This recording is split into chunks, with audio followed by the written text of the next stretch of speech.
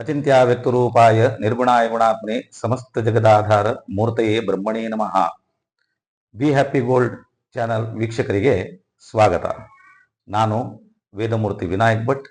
ಕುಂಭರಾಶಿಯವರಿಗೆ ಈ ಏಪ್ರಿಲ್ ತಿಂಗಳಿನಲ್ಲಿ ಯಾವ ಯೋಗ ಏನು ಭಾಗ್ಯ ಇದೆ ಹೇಳಿ ನೋಡುವುದಾದರೆ, ರಾಶಿಯಲ್ಲಿ ರಾಹು, ದ್ವಿತೀಯದಲ್ಲಿ ಕುಜ ಶನಿ, ತೃತೀಯದಲ್ಲಿ ರವಿ ಬುಧ, ಚತುರ್ಥಾಧಿಪತಿ ಶುಕ್ರ, ಪಂಚಮದಲ್ಲಿ ಗುರು, ಸಪ್ತಮದಲ್ಲಿ ಕೇತು, ನವಮದಲ್ಲಿ ಚಂದ್ರ. ರಾಶಿಯಲ್ಲಿ ರಾಹು ಇರೋದರಿಂದ ಸ್ವಲ್ಪ ಮಟ್ಟಿಗೆ ನಾಗದೋಷವು ಕಂಡುಬರುತ್ತೆ. ನಾಗ ಕ್ಷೇತ್ರಕ್ಕೆ ಹೋಗಿ ಅಥವಾ ಮನೆಯ ಹತ್ತಿರ ಇರುವಂತಹ ಆ ನಾಗದೇವರ ಸನ್ನಿಧಿಯಲ್ಲಿ ಹೋಗಿ ಪ್ರದಕ್ಷಿಣೆ ನಮಸ್ಕಾರ ಹಾಕಿ ಪಂಚಾಮೃತ ಅಭಿಷೇಕ ಮಾಡುವುದರಿಂದ ಈ ರಾಶಿಯಲ್ಲಿರುವಂತಹ ರಾಹುವಿನ ದೋಷ ನಿವಾರಣೆ ಆಗುತ್ತೆ. 1.5 ವರ್ಷ ಇನ್ನು ಸಾಡೆ ಶನಿ ಬಾಕಿ ಇದ್ದು ಎಲ್ಲ ತೊಂದರೆಗಳು ನಿವಾರಣೆಯಾಗಿದೆ. ಸಾಡೆ ಶನಿಯ ತೊಂದರೆ ಕಡಿಮೆಯಾಗಿ ಮನಸ್ಸಿನಲ್ಲಿ ಮನೆಯಲ್ಲಿ ಶಾಂತಿಯುತ ಜೀವನ ಮಾಡುವಂತಹ ಯೋಗ ಭಾಗ್ಯ ಇನ್ನು ಮುಂದೆ ಬರುವಂತಹದ್ದು. ಕಳೆದು ಹೋದ ಸರ್ವಸ್ವ ಕೂಡ ಅಂದರೆ 7.5 ಶನಿಯಲ್ಲಿ ಸಾಡೆಯಲ್ಲಿ ಏನೆಲ್ಲ ನೀವು ಕಳ್ಕೊಂಡಿದ್ದೀರೋ ಅದಕ್ಕಿಂತ 4 ಪಟ್ಟು ಪ್ರಾಪ್ತಿಯಾಗುವಂತಹದ್ದು ನಿಮಗೆ ಸುಯೋಗವು ಈ ಏಪ್ರಿಲ್ ತಿಂಗಳಿನಲ್ಲಿ ಪ್ರಾಪ್ತಿಯಾಗತ್ತೆ. ಧನ, ಮಾನ, ಗೌರವ ಇದೆಲ್ಲ ಕೂಡ ನಿಮಗೆ ಮರಳಿ ಬರುವಂತಹ ಯೋಗ.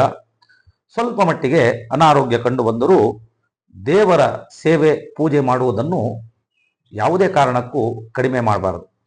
ಹೇಳ್ತೇವೆ, ಅನ್ಯಥಾ ಶರಣಂ ನಾಸ್ತಿ ತ್ವಮೇವ ಶರಣಂ ಮಮ ತಸ್ಮಾತ್ ಕಾರುಣ್ಯ ಭಾವೇನ ರಕ್ಷ ರಕ್ಷ ಜನಾರ್ದನ.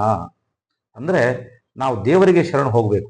ದೇವರಲ್ಲಿ ಶರಣಾಗತರಾದರೆ ನಮ್ಮ ಎಲ್ಲ ಕಷ್ಟಗಳು ದುಃಖಗಳು ನಿವಾರಣೆ ಮಾಡುವಂತಹ ಶಕ್ತಿ ಆ ಸ್ಥಾನಕ್ಕೆ, ಆ ಸಾನ್ನಿಧ್ಯಕ್ಕೆ ಇದೆ. ಆದ್ದರಿಂದ ನಾವು ದೇವಸ್ಥಾನಕ್ಕೆ ಹೋಗಿ ದೇವರಲ್ಲಿ ಕೈ ಮುಗಿದು ನಮ್ಮ ಎಲ್ಲ ಕಷ್ಟವನ್ನು ಆ ಪರಮಾತ್ಮನ ಹತ್ರ ಹೇಳಿದ್ರೆ ನಮ್ಮ ಎಲ್ಲ ಕಷ್ಟವನ್ನು ದೇವರು ಪರಿಹಾರ ಮಾಡ್ತಾನೆ. ಕಚೇರಿಯಲ್ಲಿ ನೀವು ಕೆಲಸ ಮಾಡುವಂತಹ ಕಚೇರಿಯಲ್ಲಿ ಸ್ವಲ್ಪ ಮೇಲಧಿಕಾರಿಗಳಿಂದ ಕಿರಿಕಿರಿ ಉಂಟಾಗುವುದು, ನೆರೆಹೊರೆಯವರಿಂದ ಸ್ವಲ್ಪ ಕಿರಿಕಿರಿ ಉಂಟಾಗುವುದು. ಅಷ್ಟು ಸಿಕ್ಕಿದರೂ ಇನ್ನಷ್ಟು ಬೇಕೆಂಬ ಆಸೆ. ನಾವು ನಮಗೆ ಸಿಕ್ಕಿದರಲ್ಲಿ ನಾವು ತೃಪ್ತಿಯಾಗಿ ಜೀವನ ಮಾಡಬೇಕು. ಇಷ್ಟು ಸಿಕ್ಕಿದೆ, ಇಷ್ಟು ಸಾಕು, ದೇವರ ಅನುಗ್ರಹದಿಂದ ಪ್ರಾಪ್ತಿಯಾಗಿದೆ ಸಾಕು ಅನ್ನುವ ಬದಲು ಇನ್ನೂ ಬೇಕು, ಇನ್ನಷ್ಟು ಬೇಕು ಅನ್ನುವಂತಹ ಆಶಾಭಾವನೆ ನಿಮಗೆ ಮನಸ್ಸಿನಲ್ಲಿ ಈ ತಿಂಗಳು ಉಂಟಾಗುತ್ತದೆ. ವಿವಾಹ ಭಾಗ್ಯ, ಗೃಹ ನಿರ್ಮಾಣ ಯೋಗ, ಮಕ್ಕಳ ಭಾಗ್ಯ, ಶುಭ ಸೂಚನೆ, ಶುಭ ಶಕುನಗಳು ನಿಮಗೆ ಗೋಚರವಾಗುತ್ತೆ. ನೀವು ಪ್ರಯಾಣ ಮಾಡುವಾಗ ಅಥವಾ ಯಾವುದೇ ಕೆಲಸ ಕಾರ್ಯಗಳಿಗೂ ಹೋಗಬೇಕಾದ್ರೆ ದೇವರ ಕೋಣೆಯಲ್ಲಿರುವಂತಹ ದೀಪವನ್ನು ನೋಡಿ ದೇವರಿಗೆ ಕೈ ಮುಗಿದು ನಮಸ್ಕಾರ ಮಾಡಿ ಹೋಗುವುದರಿಂದ ನಿಮ್ಮ ಎಲ್ಲ ಕಾರ್ಯಗಳಲ್ಲಿ ಬರುವಂತಹ ಎಲ್ಲ ವಿಘ್ನ ಕಂಟಕಗಳು ಎಲ್ಲ ನಿವಾರಣೆಯಾಗಿ ನಿಮ್ಮ ಯಾತ್ರೆಗಳು, ನೀವು ಹೋಗುವಂತಹ ಕೆಲಸ ಕಾರ್ಯಗಳಲ್ಲಿ ಎಲ್ಲವೂ ಶುಭಪ್ರದವಾಗುತ್ತದೆ.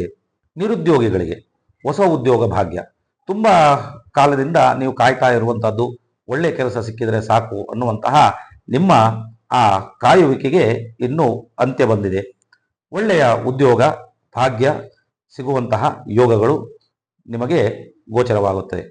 ಹಣ್ಣು ಹಂಪಲು, ತರಕಾರಿ ಇತ್ಯಾದಿಗಳನ್ನು ಬೆಳೆಸುವವರಿಗೆ ಸ್ವಲ್ಪ ಮಟ್ಟಿಗೆ ತೊಂದರೆ ಉಂಟಾಗಿ ಬೆಳೆ ಹಾನಿಯಾಗುವಂಥದ್ದು. ಅಂದರೆ ಅಲ್ಪವೃಷ್ಟಿ ಇರಲಿ, ಅನಾವೃಷ್ಟಿ ಇರಲಿ, ಅತಿವೃಷ್ಟಿ ಇರಲಿ, ಇದರಿಂದ ಸ್ವಲ್ಪ ಮಟ್ಟಿಗೆ ತರಕಾರಿ ಬೆಳೆಸುವವರಿಗೆ ನಷ್ಟ ಉಂಟಾಗುವುದು.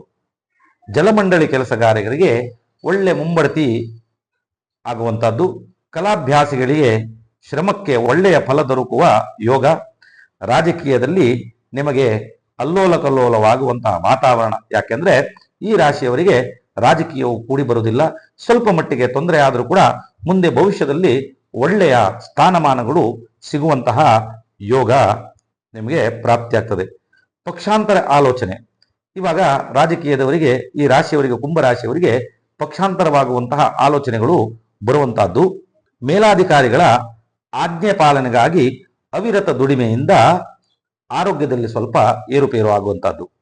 ಚರ್ಮರೋಗ, ವಾತ ಪೀಡೆ, ಕಾಲು, ಬೆನ್ನು, ಸಂಧಿಗಳ ನೋವು ಇದು ಗೋಚರವಾಗುತ್ತೆ. ಅಪಘಾತದ ಭಯವಿದ್ದು ಸ್ವಲ್ಪ ವಾಹನ ಚಾಲನೆ ಮಾಡುವಾಗ ಸ್ವಲ್ಪ ಜಾಗೃತಿಯಿಂದ ವಾಹನ ಚಾಲನೆ ಮಾಡಬೇಕಾಗ್ತದೆ. ಗೆಳೆಯರಿಂದ ಮೋಸವಾಗುವಂತಹ ಸಾಧ್ಯತೆ. ಆದಷ್ಟು ಜಾಗೃತಿಯಿಂದ ಜೀವನ ಮಾಡುವಂತಹ ಒಂದು ಎಚ್ಚರಕ್ಕೆ ನೀವು ತೆಗೆದುಕೊಳ್ಬೇಕು. ಹಳೆಯ ಎಲರ್ಜಿ ತೊಂದರೆ, ಯಾವುದೇ ರೀತಿಯಲ್ಲಿ ಚರ್ಮದ್ದು ಇರಲಿ, ಯಾವುದೇ ರೀತಿಯಲ್ಲಿ ಎಲರ್ಜಿಯ ತೊಂದರೆಗಳು ಇದ್ದಲ್ಲಿ ಅದು ಉಲ್ಬಣವಾಗುವಂತಹದ್ದು ಈ ಏಪ್ರಿಲ್ ತಿಂಗಳಿನಲ್ಲಿ ಕಾಣಬರುತ್ತೆ. ವಿಷ್ಣು ಸಹಸ್ರನಾಮ ಪಠನೆ ಮಾಡುವುದರಿಂದ ಉತ್ತಮ ಫಲ ಪ್ರಾಪ್ತಿಯಾಗತ್ತೆ. ಬನಶಂಕರಿ ದೇವಿಯ ಆರಾಧನೆ ಮಾಡೋದ್ರಿಂದ ಅಥವಾ ಬನಶಂಕರಿ ದೇವಸ್ಥಾನಕ್ಕೆ ಹೋಗುವುದರಿಂದ ಒಳ್ಳೆಯ ಫಲ ಪ್ರಾಪ್ತಿಯಾಗತ್ತೆ.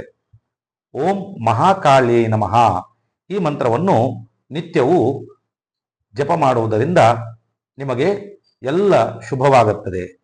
ಸರ್ವೇ ಜನ ಸುಜನೋ ಭವಂತು, ಸರ್ವೇ ಸುಜನಾ ಸುಖಿನೋ ಭವಂತು. ಎಲ್ಲರಿಗೆ ಒಳ್ಳೆಯದಾಗಲಿ ಹೇಳಿ ಈ ಸಂದರ್ಭದಲ್ಲಿ ದೇವರ ಹತ್ರ ಪ್ರಾರ್ಥನೆ ಮಾಡ್ತೇನೆ.